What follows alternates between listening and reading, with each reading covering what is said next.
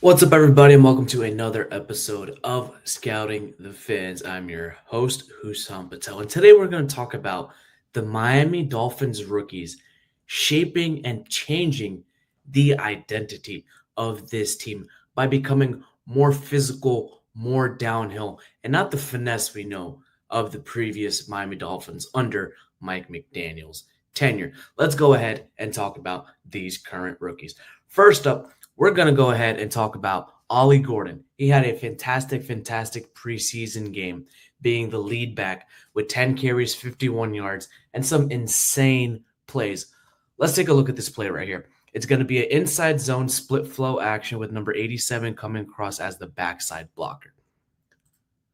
We're going to go ahead, get right over to the play. We're going to see some motion, some dressing up, and here we go. The ball is snapped. Number 87 is coming on the split flow action. Ollie Gordon immediately is seeing that there's not a big enough hole for him to get through.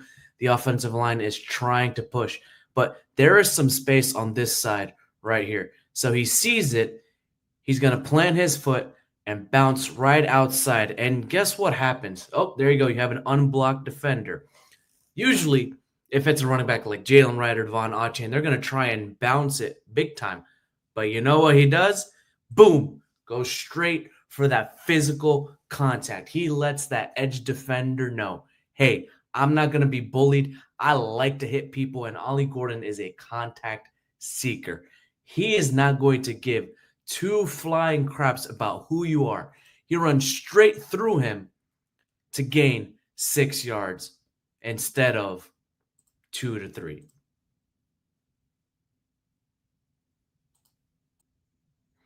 All right, next player over here, we're taking a look at Dolphins' fifth-round rookie defensive back, Jason Marshall Jr. Now, primarily, Jason Marshall Jr. played outside cornerback at Florida with the Gators. He did not play a lot of slot, but in this preseason game up against the Detroit Lions, he played a lot in the slot. We're going to go ahead and run this play and watch how Jason Marshall Jr. invites contacts and makes the tackle on the running back to make it no gain. You don't see a lot of this from slot corners, especially defensive backs and rookies who play slot corner.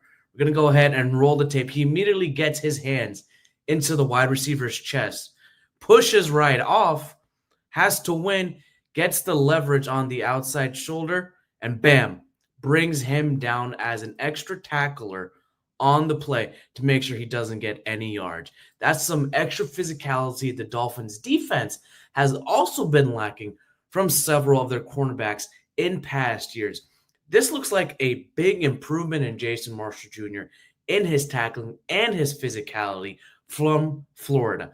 We'll run the play one more time. He uses his length and athleticism on a smaller wide receiver to gain that leverage. He continues to block, continues to fight his way through. And while Channing Tindall isn't able to make that tackle, he's able to provide that cleanup duty, which most defensive backs aren't necessarily used to doing. And this is a big positive, big win for the Dolphins, especially on the defense. I'm sure Anthony Weaver would love to see that. All right, and we're going to take a look at Dolphins rookie left guard Jonah Savia, who is projected to be the starter on the left side of the offensive line next to Patrick Paul. All right, you're going to see a short yardage pass from Zach Wilson. And Jonah Savia has to take on big 99 Broderick Martin, third-round pick for the Detroit Lions in 2022. 6'4", 326 pounds, Jonah Savia. Broderick Martin is 6'5", 326 pounds. Jonah Savia is 6'4", and 326 pounds. Same type of weight, but just Jonah Savia is 1 inch shorter than Broderick Martin. You're going to see the initial push Broderick Martin is able to get onto Jonah Savia, but Savia is able to hold his anchor, hold it, continue to hold it for at least 2 to 3 seconds. Now, This pass was not complete at all by Zach Wilson. He could have potentially stepped up into the pocket a little bit more. His footwork could have been a little bit more cleaner to make this pass potentially complete to Jalen Wright. But take a look at how long Jonah Savia is able to do it without putting too much pressure on Zach Wilson. That is a big difference from Robert Jones and Liam Eichenberg. And Jonah Savia brings the strength and physicality to this Dolphins offensive line that is much desperately needed. Next up, we're going to be talking about two rookies on the Dolphins defense, number 90, Kenneth Grant, and number 25, Dante Trader Jr. All right, in this play, the Lions are running 12 personnel on 2nd and 2, and it looks like an obvious rundown. They look like they want to run the ball. So they're going to motion the tight ends over to the strong side of the formation on the field side of the play. You're going to see Dante Trader Jr. He notices this and rolls a little bit over nearby the line of scrimmage on the weak side of the ball. All right, the center is calling out the mic, number 40, Willie Gay Jr., and we're going to go ahead and run the play. All right, looks like a simple inside zone play right here, but if we back the film up, notice how Kenneth Grant Jr. is holding the Lions' right tackle in his ground, trying to get that push. He has his leverage on the outside shoulder of the right tackle, and the right tackle can't necessarily get his arms in the chest of Kenneth Grant and win this play. Kenneth Grant immediately gains leverage and wins this rep, so that way he can make this tackle on this running back. He's the first one into the depth of the backfield just from his sheer willpower and his physical strength. He plugs up the gap and is able to make the tackle along with Dante Trader Jr. You don't see a lot of defensive backs crashing onto the weak side and helping to assist to make this tackle. The Dolphins once again are valuing physicality, strength, and length on the offense and defensive side of the ball to take away this notion and narrative that the Dolphins are soft and weak. These Dolphins rookies are doing everything they can to make sure that narrative is busted and to change the identity and culture of this Miami Dolphins team in 2025. All right, this last player I want to talk about is not necessarily a rookie on the Miami Dolphins. Mind you, he's actually in his 2nd year and last season was put on IR due to injury. We're talking about wide receiver Taj Washington, 5'10", 174 pounds, from the University of Southern California. Many say that he could potentially be a Tyreek Hill-like weapon for the Miami Dolphins if the Dolphins do tend to trade Tyreek Hill this season or next season. You're going to see him work right here into the slot. He's going to be working a middle drag concept.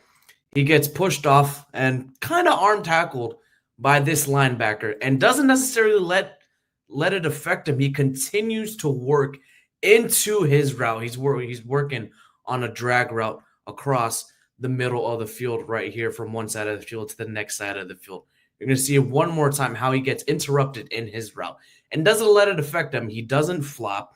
He doesn't let it affect him. Doesn't hold his hip or drop to the ground. Instead, he takes it like a champ, continues onto his route. He's able to catch it. He knows the defender's coming, able to flatten him out. He tucks the ball into his chest. It's still up, and it takes 4 players to take him onto the ground. He wanted to get more yards after the catch. Again, physical, aggressive, 5'10", 174 pounds.